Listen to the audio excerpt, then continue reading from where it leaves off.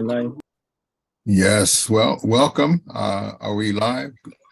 Great. Welcome everyone again to our webinar, Stopping the Violence, that we do have every week or every Wednesday from 2 to 3. So we're happy to see you again.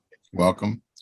Always we have extraordinary speakers, people, because of the fact that our different speakers are coming from the clergy, coming from activists, people who just had those type of experiences, coming from the mental health, coming from our law enforcement, men and women who are concerned as well.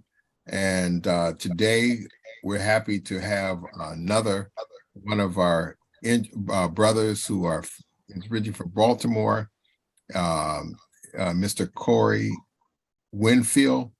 And without any further ado, I'd like just to share just a little bit of what Corey does, and he will share how he got involved with this whole notion of stopping the violence, but really focusing on our young people who are at risk. And a lot of the violence is focused there, but we know violence is everywhere. So Mr. Corey Winfield, which I had the great pleasure of meeting in my office for a couple minutes, but I felt we had a very, very short, one of those short, deep conversations, that were meaningful. So Mr. Corey Winfield is the director of Safe Streets, which is also Brooklyn and Baltimore.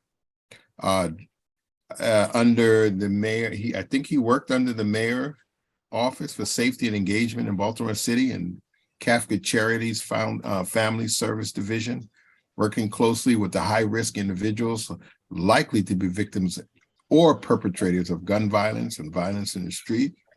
And he works to interrupt potentially violent conflicts on a daily basis, meaning he's not only working for the situation after the fact, but also in the area of prevention. Recently, President Biden invited Mr. Winfield to the White House as part of the task force on crime prevention. Wow, that's really powerful. Such an honor. So without any further ado, I would like to introduce and welcome Mr. Corey Winfield to come on. Welcome, my brother. How are you? God bless you. Good afternoon. How's everybody doing? As customary, I always like to take a moment of silence for all the victims that we have lost to gun violence. Thank you. What I do is I work under the Mayor Office of Neighborhood Safety and Engagement, and also Catholic Charities, Family Service Division, and they oversee the Safe Streets implementation in Baltimore City. And what that is Safe Streets is the public health initiative to reduce shootings and homicides in targeted areas throughout Baltimore City that have been identified as areas that are strictly high risk for gang activity, a lot of shootings, murders, street activity. And how we do that is, as the doctor said, that we interrupt potentially violent conflicts that can result into gun violence. And we know that drugs plays a lot of that, but gun violence doesn't just come from drug activity. Gun violence can come from in our community. I don't like how you looked at me today. You stepped on my tennis shoe. You was in my inbox, and a lot of rap songs with young people that like the rap music. I don't like what you said in your song, so I'm gonna target you to try to kill you, and it goes on and on and on. It's perpetual.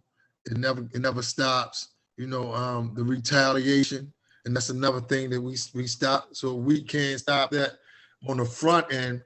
Then our job is to get in the middle and stop it on the back end to try to save the next life that we can't save the first. I've been around into the Safe Streets implementation now 14 years. We've been almost 15 years.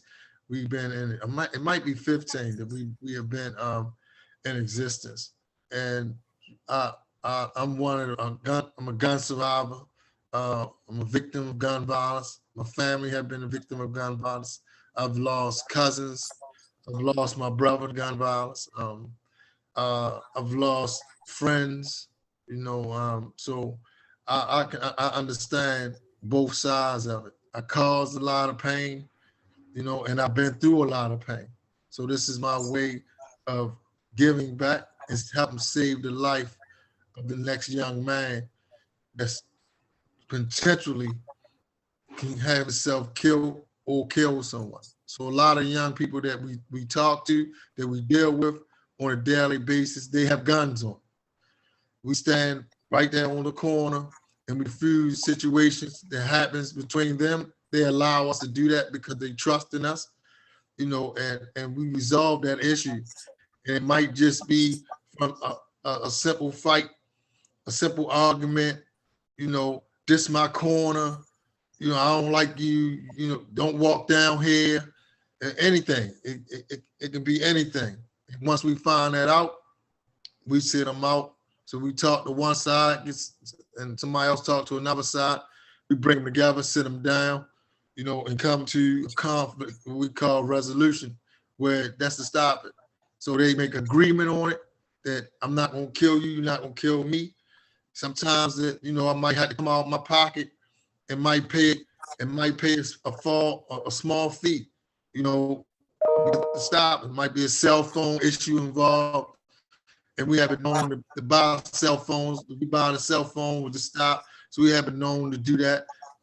We also have been known to come out of our pocket and pay bills, that people own. If that's going to save your life, and we know that's going to save the life, we ante up, and we pay that ourselves. So that's a lot of things that people don't understand about Safe Streets and what we do.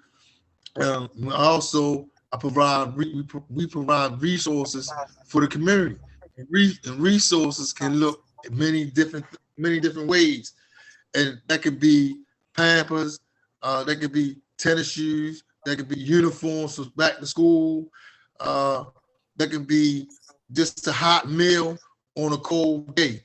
That goes a long way.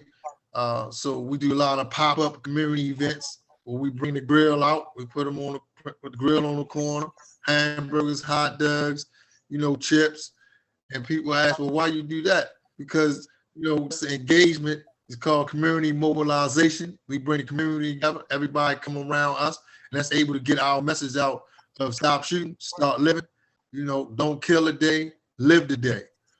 And that's one of the ways how we do that. And we also introduce ourselves to the community.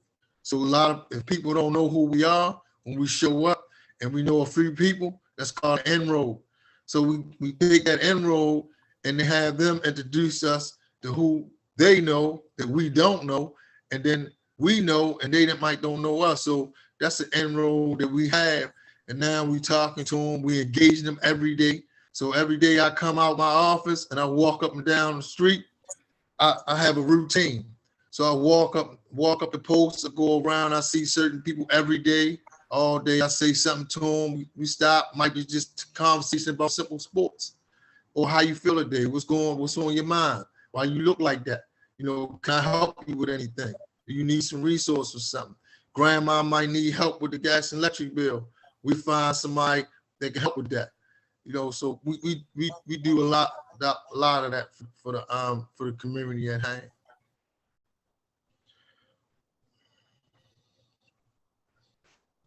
Oh, All right. let me Go ahead.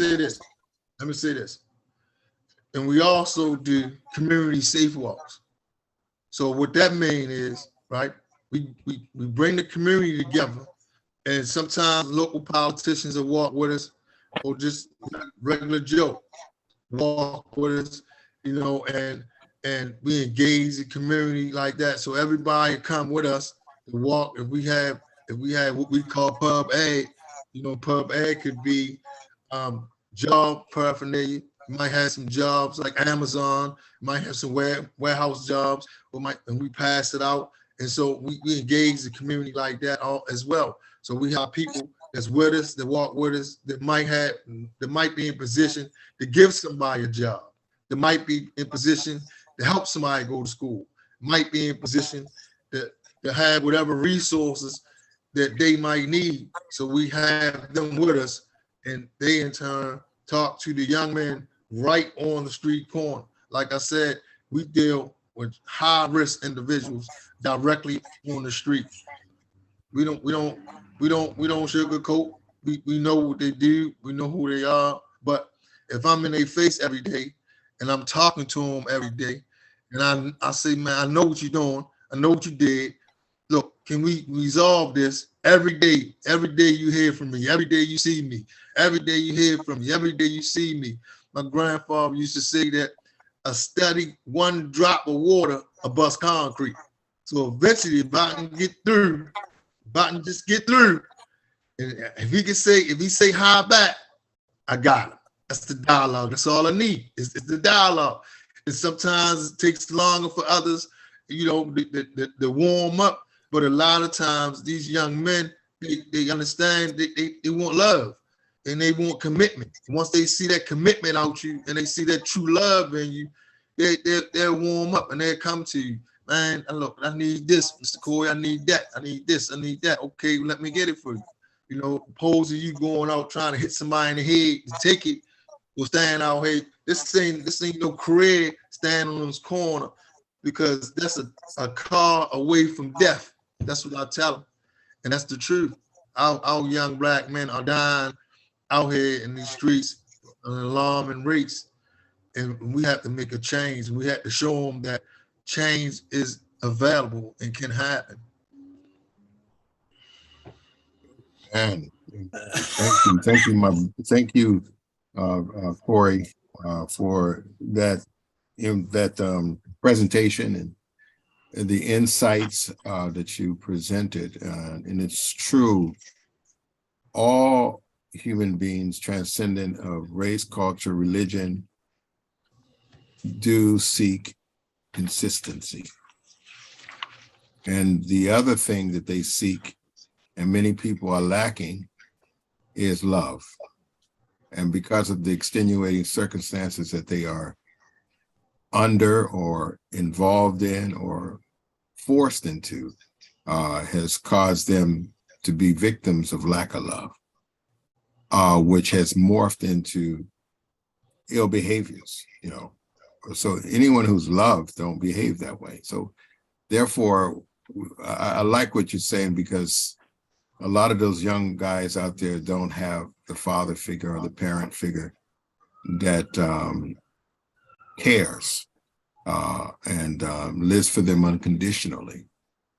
So, this is some of the root causes, some ill behaviors is, I feel, the lack of love. And you can see, as you said, that they eventually warm up and they respond, and then they start to come. It's really beautiful.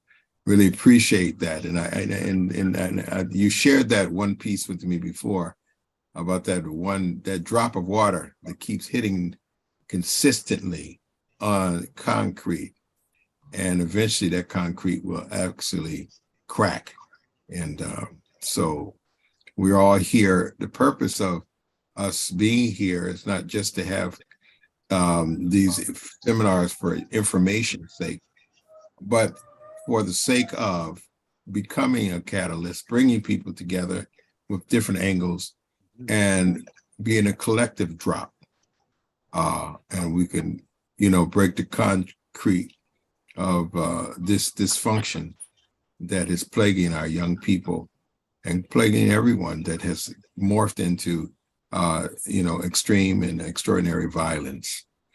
I would like to open up the floor for anyone to ask a question. I want to greet the Iman Arif Haskett, who came on and made itself known from Michigan. I thought maybe that he might have something to share or any questions to ask our dear brother, Corey Winfield, or anyone else. Well, hello, everyone. Thank you, Reverend Zagari, for mentioning my name. I appreciate you all. I'm from Michigan, and I've been working with UPF for many years in past and been in this kind of programs several times, speaking and listening to yourself not long ago.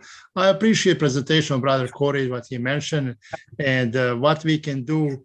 Continue, love yourself, love your neighbor as yourself, and help one another. So that will solve many violences issues in a community. For now, I will stick with the golden rule and pass back to the Reverend Zagari. Thank you very much. God bless you all. God bless you. Thank you so much for those words. Anyone else? I appreciate it. Thank you, Iman. How about anybody else? I saw an old friend of mine who's worked in the community of the Bronx for a long time, the Reverend Esteban Galvin. Well, welcome. Long time. Good to see you. Good to see you, Zachary. Yes, thank you, Corey Winfield. That was a powerful message you gave. And I'm here in the Bronx. And if I can, I'm going to try and get your email, because what you're doing in the Bronx, we have a campus in Brooklyn, and we're working primarily with Hispanic and Black students who are, it's very powerful what you're talking about. You know, we've got our own pandemic now. It's worse. It's the violence that's going on. The violence that's going on now is eliminating our youth. It's completely destroying our communities. And I could feel behind your words, your dedication. So thank you very much. We have a high school program for the college. So we bring it's a HEOP, and we have quite a response from the youth who haven't finished their high school, and they needed that kind of one-on-one approach, and so student-centered, because the values now are really shattered, broken. And I think that I thank you very much. I hope you just really stay in the field, and I'd like to see more. I'd like to I'm in charge of the Human Services program, and I'm a professor, and I'm working here in Bronx. But the problems in the Bronx are so much increasing now. It's completely out of control now, and that's why I'm saying it's a real pandemic. And then in Brooklyn, I want to connect the campus with you, with your organization. That's all right with you. We need to work together. We need to network. You know, we got to stop this stuff about just myself. I'm going to do my thing. So thank you very much, Corey. I appreciate it. And God bless you, Zachary. Thank you, Professor. And you're right. We believe that violence is a disease. And if you look at it, it takes on the same characteristics as a disease, right? It clusters, like you get a cold, you can feel it in your chest, right? Then when you go to sleep, you wake up, it's in your throat, it hurts in your back. So now that's the spread, right? Then you start coughing and you touching handles on doors, shaking somebody's hand, right? You know, that's the transmission. So that's how we approach this. Because, and that's what you're saying, it gets worse and it gets worse and it gets worse, right?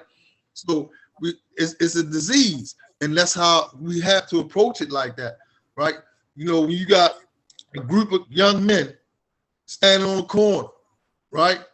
And everybody is talking about murders, drugs, or whatever, right? Then the next person that leaves that, he goes down to the street to carry the same conversation that he had right here about drugs, murders, and robberies, right? So it's spreading, you know what I'm saying? And it's the transmission, and it goes all through the neighborhoods, right? So, and it hurts everybody. It affects everybody. It don't just affect the person who's getting shot, and it don't affect the person that's doing the shooting. It affects the old lady that liked the person that was shot. She's affected by that. You know, she watched this young man grow up. And whatever reason that happens in the streets, she don't know him as that. And it also affects the rabbis, the pastors, the preachers, regular individuals. It affects everyone. So it don't just affect us. And it don't stop with just a simple age bracket. As we watch this, we watch how gun violence, mental illness plays a part, right? We just watched a young man walk into a school and kill multiple little children. That we have to come together as a whole, as one family, as God said we are, one family, because that's what's lacking in our young people. Love. They don't talk about love. When I grew up, we listened to songs about love. I understand that you take your first date, you hold a hand, you open the door, you say yes, ma'am to a mother, no, sir to a father. They don't hear that stuff. They don't hear that. I had told a preacher one time, the pastor, he said, man, they so disrespectful. I'm talking to the young man, he's looking all around. Man, he ain't even looking at me. I said, sir, no, that's not disrespect. In their world, looking you in your eye and get his head blown off. Think about that. Young people, that's when you see them, when they talk, they always looking around and you try to get they direct eye contact, and you say, come on, pay attention. But he's really paying attention, but he's been indoctrinating his mind to believe, to know that, man, if I look you in the eye, that might get me killed. Because what happens, what's that? Why are you looking at me in the eye? So everything that we have been told from our parents and our grandparents that was right is wrong. And everything that's wrong is right. And you tell me that ain't the devil. If you believe in God, then I'm not a religious person, but I know I pay attention to the signs of the times of what's going on. Now, just think, when you see them young people, that's how they act, right? I'm looking at the Reverend Oliver in his eyes right now, and he looking at me. Out on the street, that's a death confrontation. Because all it takes is, why you looking at me? What's up?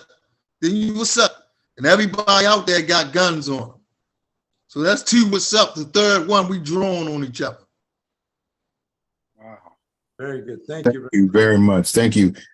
That's very powerful. And I think you shared some things with me, some codes that are said out there that just blew me away. I can't remember what it was, but some codes.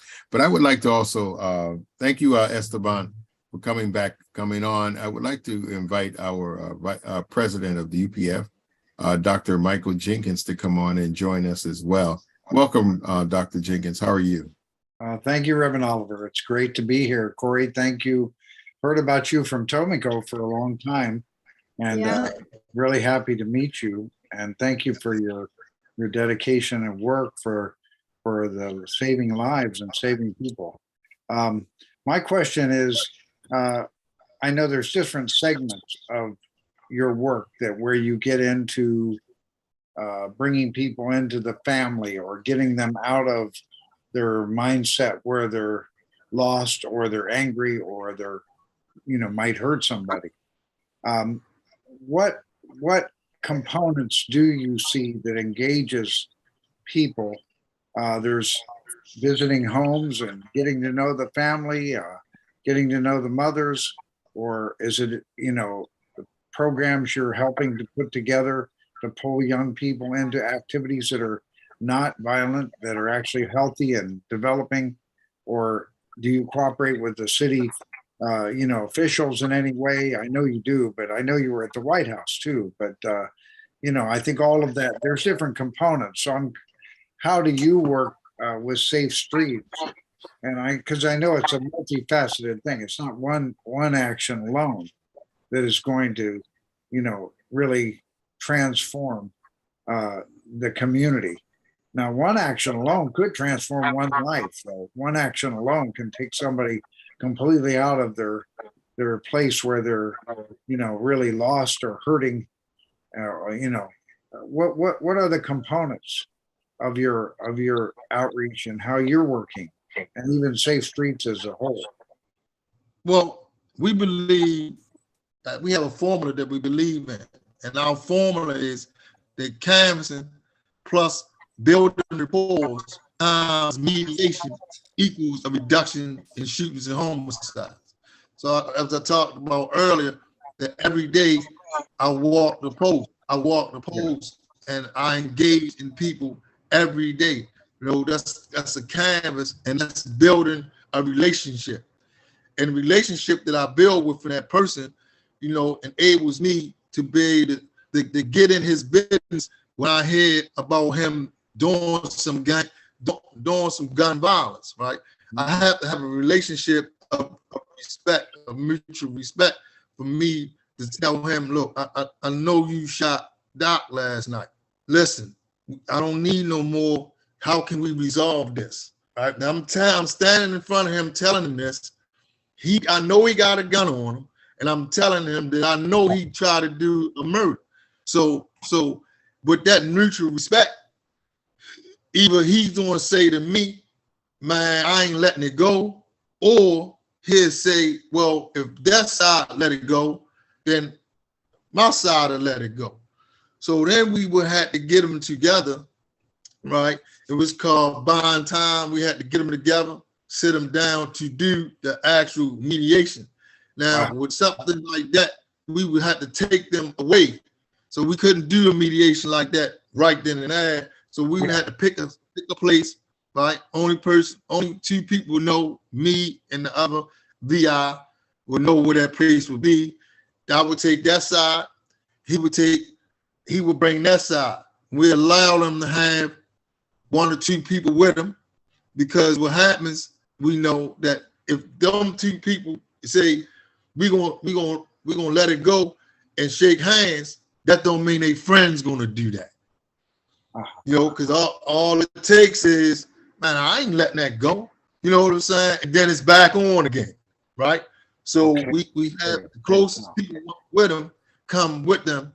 We sit them down. Everybody is in agreement, no matter what, that we're going to stop this violence. We're going to stop the shooting. We're going to stop the retaliation.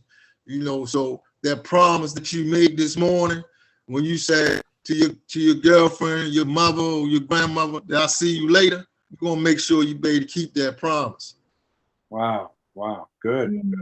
Good. So a follow-up to that is, what the majority of people that you have helped along the way, how much of their engaging in violence is because of conflicts in the community between two people or two gangs? Or, is that a majority of the cause of the gun violence? Or is the majority of the gun violence simply random acts, or is it more tied to the fact that somebody offended my friend or my brother, and we're gonna straighten that out, and they go and they try to straighten it out with violence? So how does that work? What percentage, or what are we facing in Baltimore right now? Yeah, you're seeing these young men, people, you say, as you mentioned, and I fully agree, people got guns everywhere. And so can you help us understand what the majority of people you're talking to, are they already really engaged with other people in settling scores? Or what is it? Drugs play some role, of course, but my friend in Chicago, T. Cooks, who is really helping a lot of young people, he was a gang leader years ago, 20 years ago. He came out of it, but he really said a lot of the problem, though, that's going on in Chicago is somebody hurt somebody, and then they go back to hurt him or her, and they also miss and hit the people around, and all kinds of stuff just multiplies.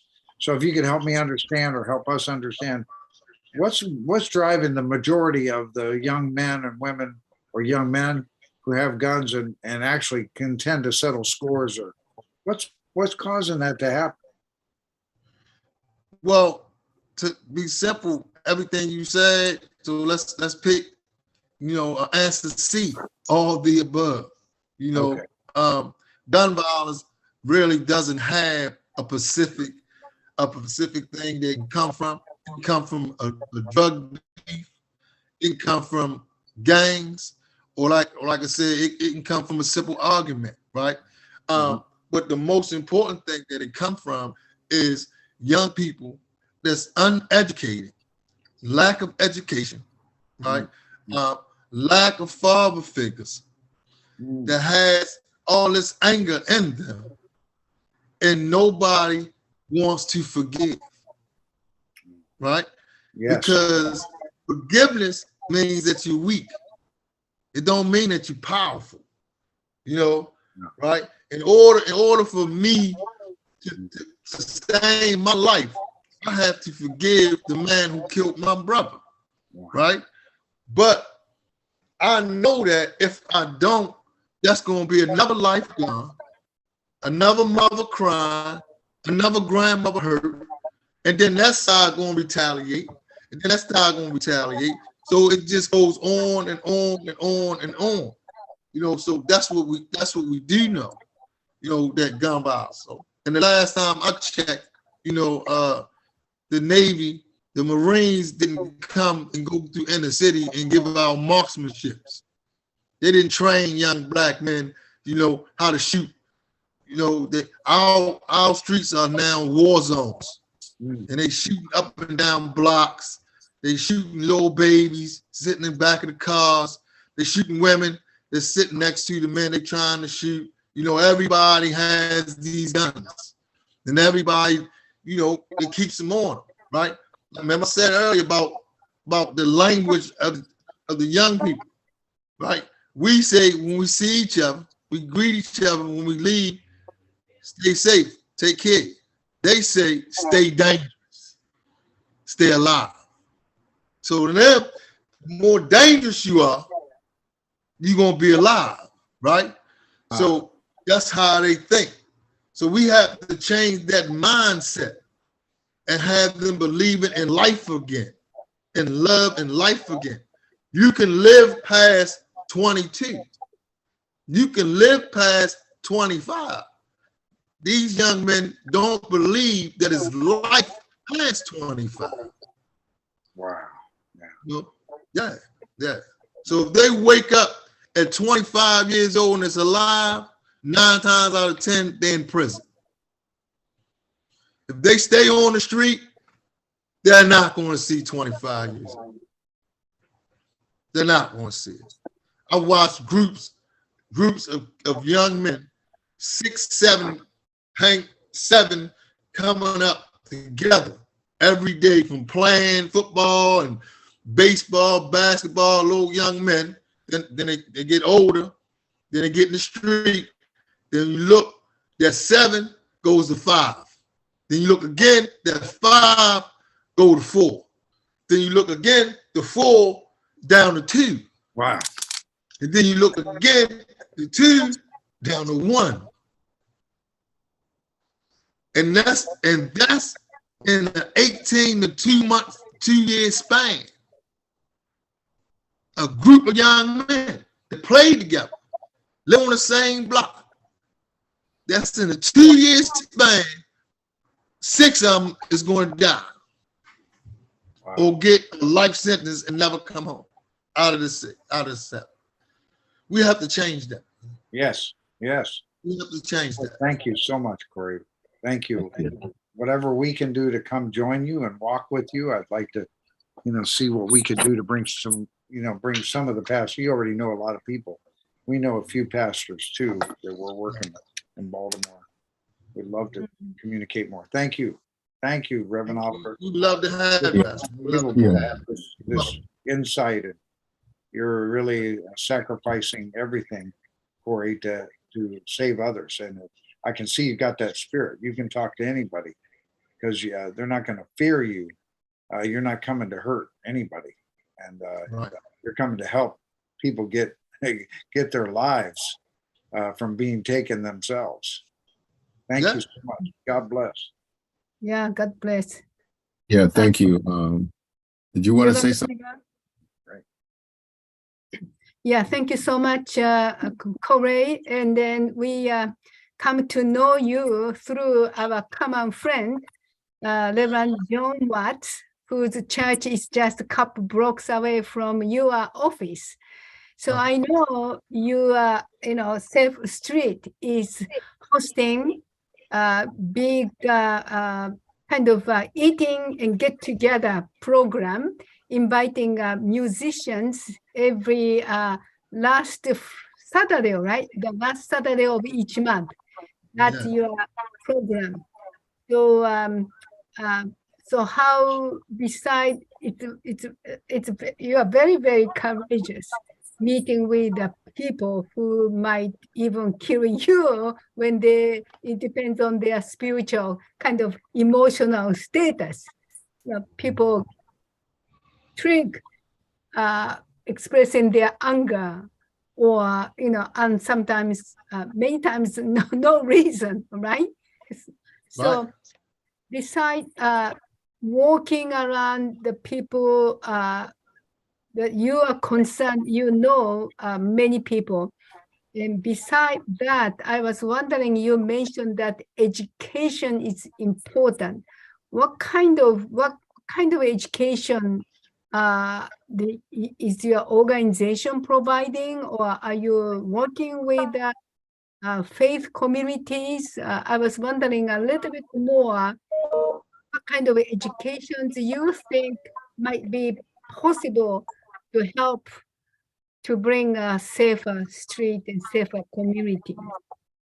Well, the Catholic Charities, and our Safe Street site that's located in Sandtown, where Freddie Gray was killed in the uprising. When the uprising happened, we are able to have up to like 25 people that can come and take GED tests, pre-GED tests. So we have somebody that's from the Community College of Baltimore City, right? CCB.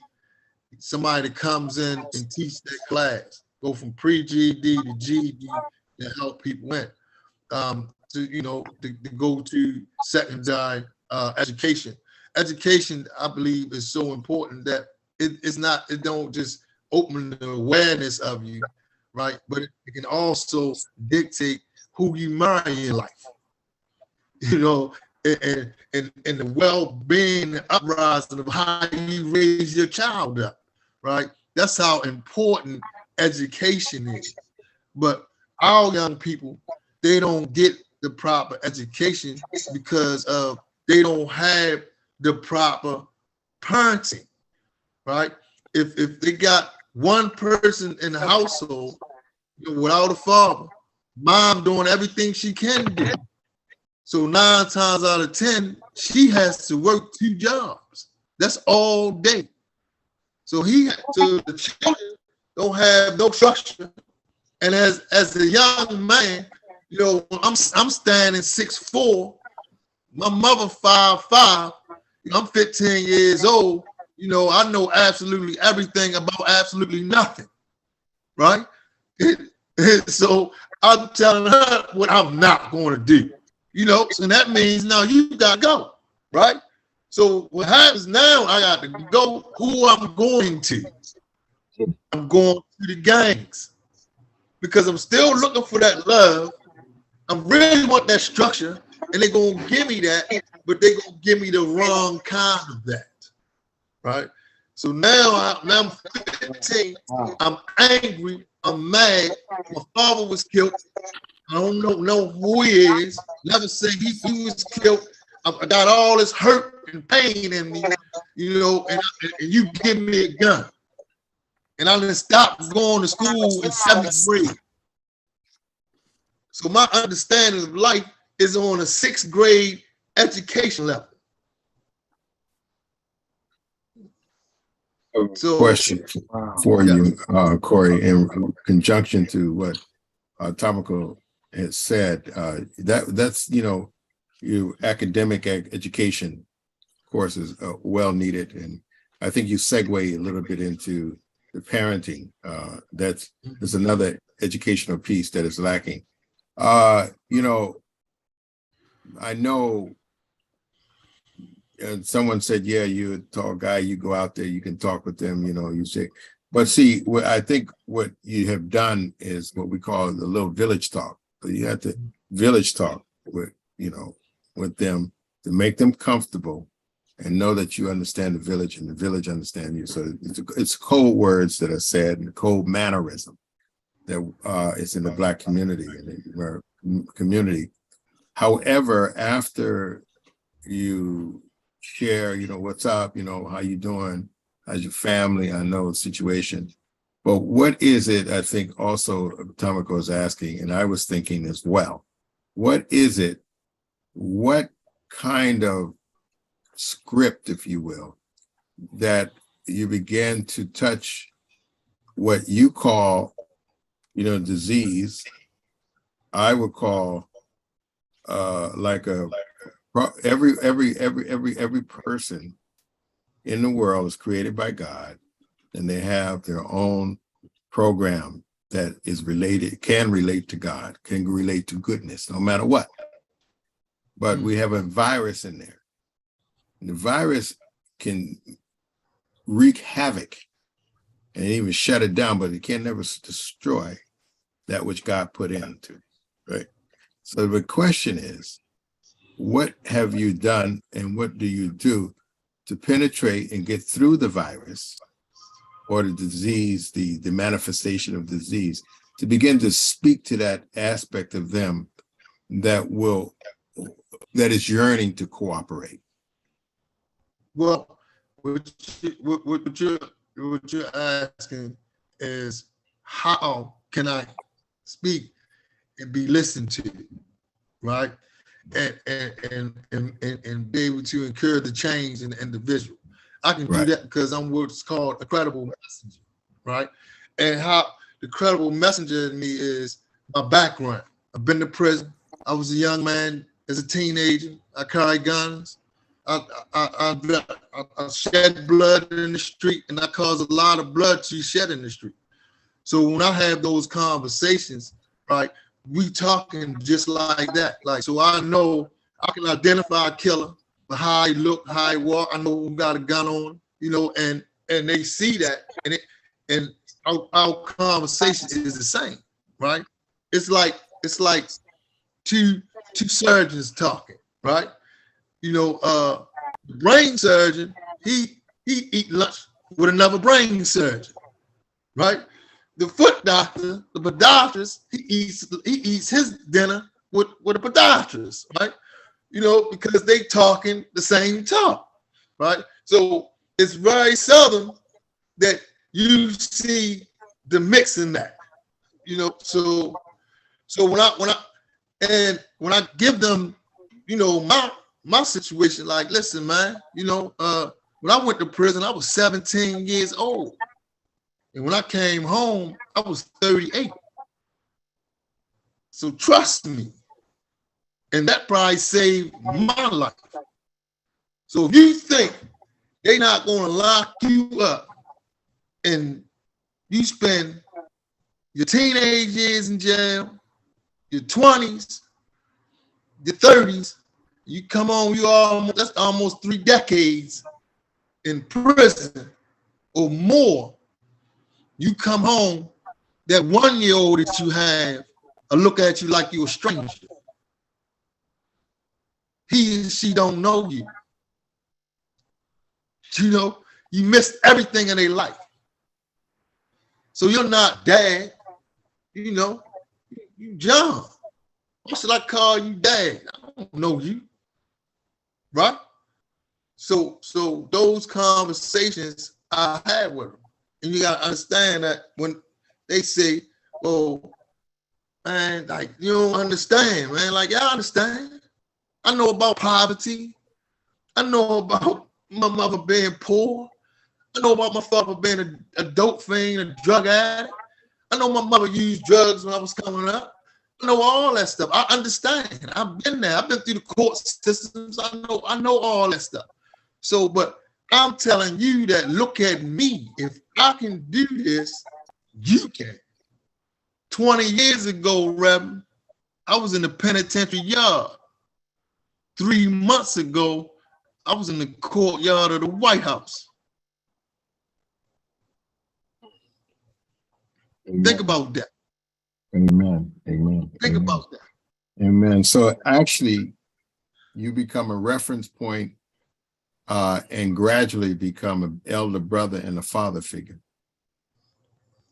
at the- Actually, yes. your mom. Yes, Yes. yes, Then absolutely.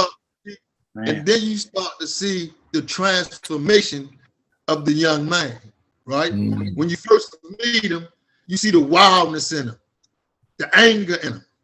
And as you work on him, you work on him, you work on him, you look up and look, he's 15 and get 16, like, wow, you see the baby in him. It's the baby. You know what I'm saying? Right? You see it. I mean, you literally see it, right? Like you watch it, you watch a child go through stages, run through your house. Then one day you looking like, hey, like, come here. Like, he was right here last summer. You know what I'm saying? It just clicked like, wow. You know what I'm saying? Like you actually see the transformation in him. That's beautiful. That is beautiful. That is so. Anyone, I really appreciate that statement because it speaks a lot. It speaks volumes. Anyone, it tells you that the power of love is still the most powerful force in the universe, and that Yes. it's almost an indictment to us everywhere else who are just looking at them and saying, "Oh, them bad kids and whatever," and not knowing that the essence and the core of their dysfunction is stemming from all people's dysfunction if they are lacking love. Anyone else would like to? Leslie has her hand up. I can't see Leslie. Oh, let me. Leslie? Leslie, you? Yeah, yeah, here I am. Corey, I am really impressed. I can see that you are like the Christians who went into the lion's den. You know, you're going into the mouth of the lion to save these people for what you're doing. Because I think the main thing you're doing is you're offering them a choice. All they've known is control in their life, that is unloving control, and you're really offering them a choice. And so I'm really grateful for that. Yeah. My screen looks like it's frozen. I don't know if you could hear me. We hear you. Yeah, okay. Yeah, so I worked in the South Bronx as a midwife. Maybe some of the babies I delivered had this kind of trouble, and they grew up. So thank you so much, Corey. Really appreciate it. You're welcome, Miss Leslie. Thank you. Thank you, Miss Leslie. Mm. Miss Leslie, God bless you. Okay. God bless you. You saying Anyone Miss else? Leslie because I'm a white lady? Maybe it was a what they call it. I'll get the terminology. It's a psychological terminology. You know, it's not a Freudian slip, but something of that nature. Yeah. Yeah, I did say Miss Daisy. I did say Miss Leslie, though. God bless you. You did. Thank you. Thank you. Anybody else would like to? I would like to say something. Please, welcome. Is who's Rodney. okay, I Rodney? remember I was a Where are simple you? teacher in South Bronx, New York City, South Bronx.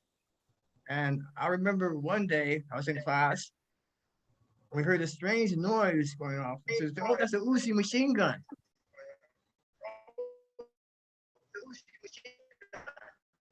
Because there's drug warfare going on. Did you hear me? All right. Yeah, we can hear you. And so So through my work as a substitute teacher in certain neighborhoods, which are dangerous, some children were upset because they didn't bring their pencils to school and I provided them with a pencil. They're upset at me. They didn't understand the value of their education. And some children threw the books out the window. So I understand if without a strong, positive father figure in the home, these children are lost. But you have become a symbol of hope. And for that, I'm truly grateful. I remember when my brother and I went through as we were growing up. I remember how hard it is to maintain a positive self-image. These poor young people have no opportunity to develop a positive self-image. It's destroyed before they even begin. So it's great that you are beginning to provide for them a means to which they can develop a positive self-image for the first time in their life. So you are a healing impact on the lives of these young people. All they saw is hopelessness everywhere they turn. Hopelessness. You are a living embodiment of hope. Because what you have been able to overcome. And I'm truly grateful for that, to see that happen. So, Thank you, Rodney. Thank you so much for Thank you, sir. wonderful words. Wayne, welcome. Thank you. I came on a few minutes late. I may have missed it, Corey, but I'd really like to know what turned you around. What specific event changed your life and brought you to where you are now? That would be the death of my younger brother. When he was murdered, he was shot in the back of the head, in front of my mother's house. So that's what that made me decide that either I was going to be part of the problem continually, or I was going to be part of the solution.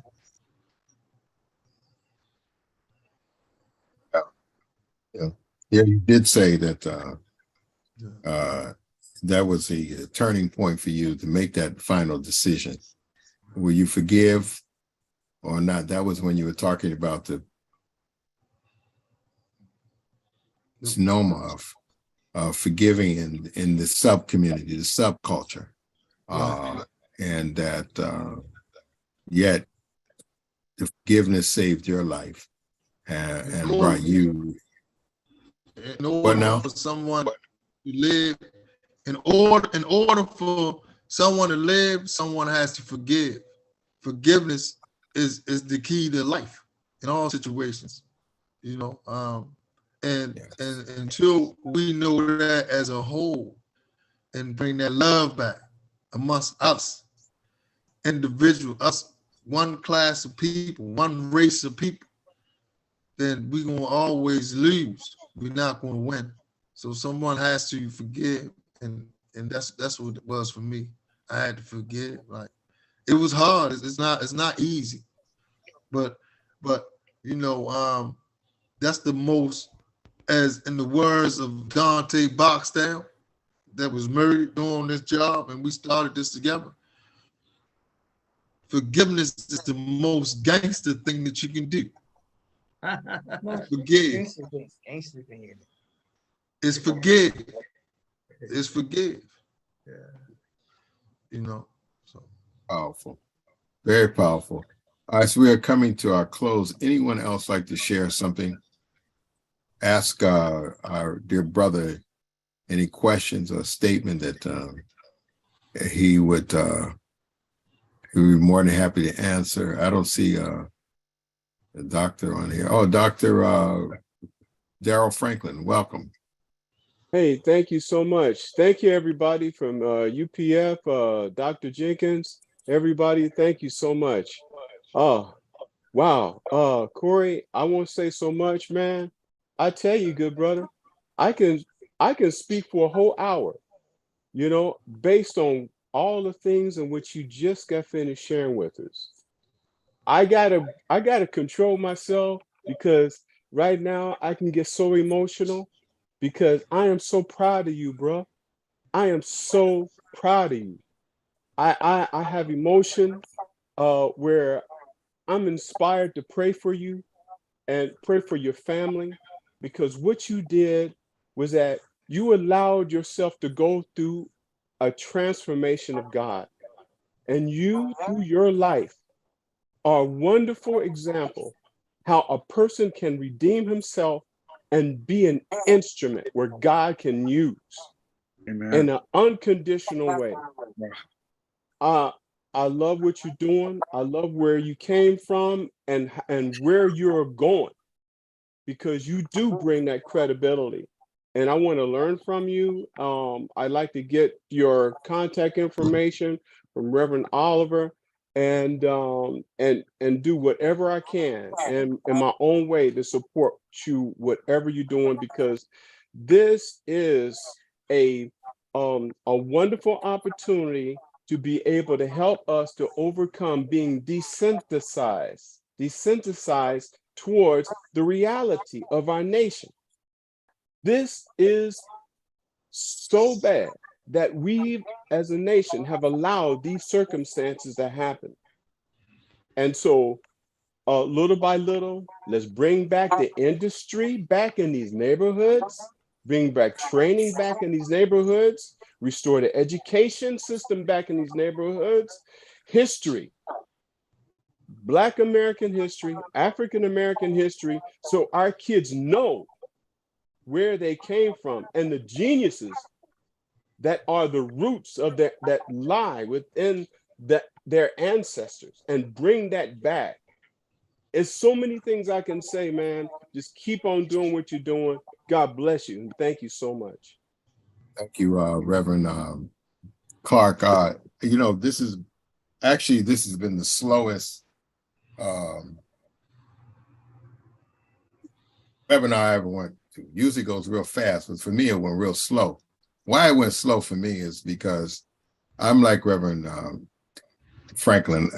I'm more emotional internally right this moment. And you know, and I want to get off so you don't see no tears come out of my eyes. So, and I said, why is that clock going so slow? You know, so, because my heart is touched by the whole thing that you just shared. And I don't think we have enough compassion. I know those kids are just terrible. They're like, when you listen to them, they're awful, you know, but yet again, we have to look at all the extenuating circumstances surrounded them now and historically, like Reverend Franklin says. And then you can see the whole picture. You can't solve a problem if you don't get to the root of it. You can put a Band-Aid on all you want, but you will never solve it completely until you go to the root and start picking out the badness of the root, you know, pluck that out and start putting true stitches on the wounds that are out there. You know, you have to start somewhere. So when I think of those kids, I think about what God showed me on Times Square, maybe 30 years ago. You know, I was out trying to make a few funds, get a few flowers or something, you know, and I was in Times Square at that time, 30, 40 years ago, was awful, you know, and so your kids, our kids, Corey, the ones that stood on the corner, they were happy to go down there looking for trouble. And I remember one tried to take about $100 from me, right? Just taking it. They surrounded me in a corner. And I can look at our kids because the same one that you said that you can look at, you know who killed who. You understand? I looked at them and I saw who they were from there.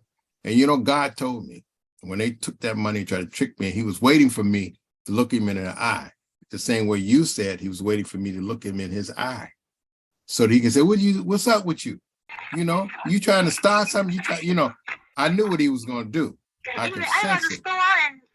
Pushing the door and I couldn't answer right away.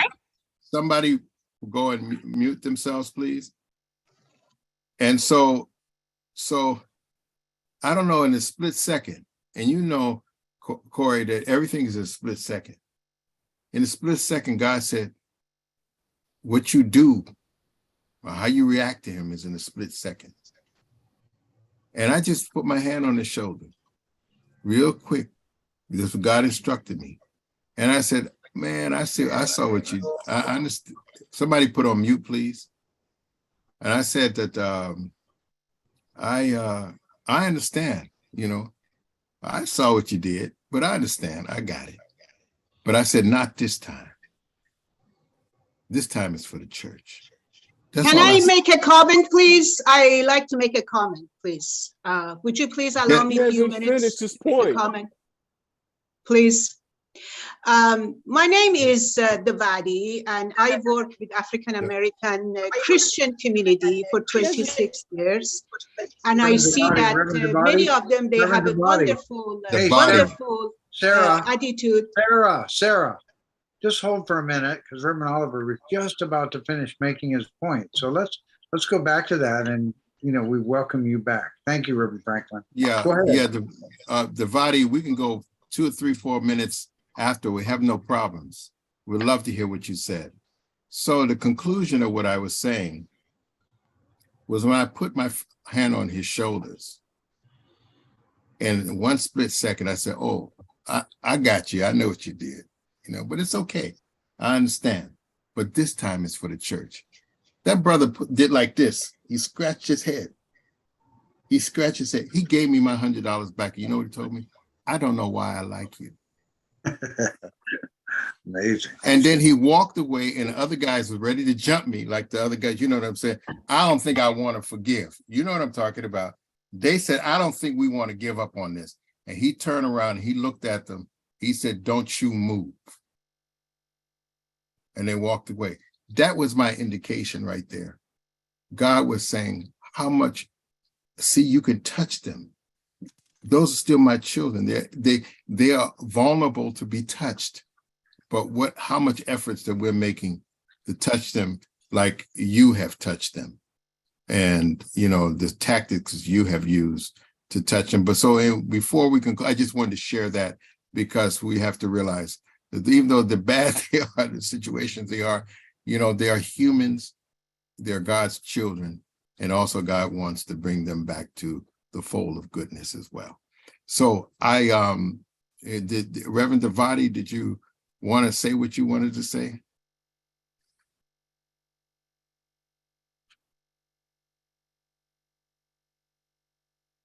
Reverend Devadi, Sarah Devadi, come on back.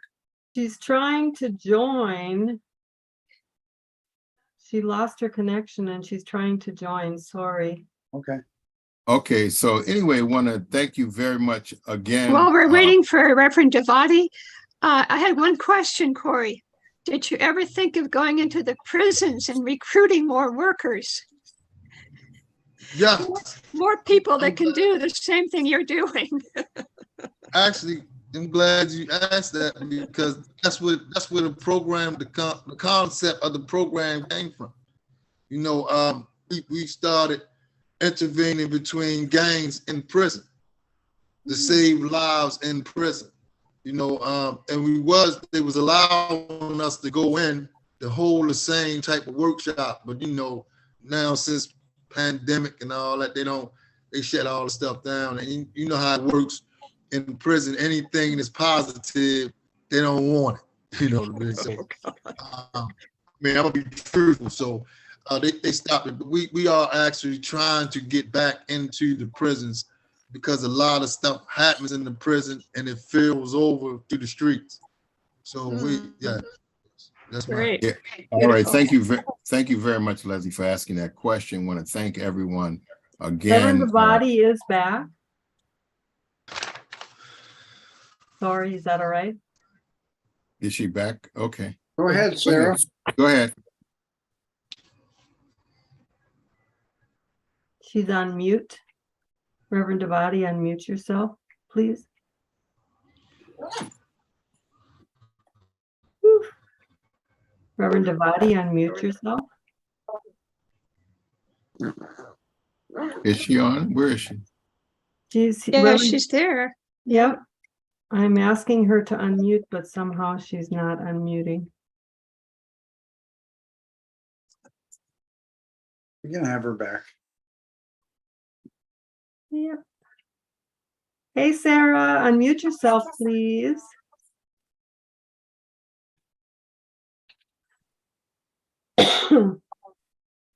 It's not happening. Sorry, I'm not sure why.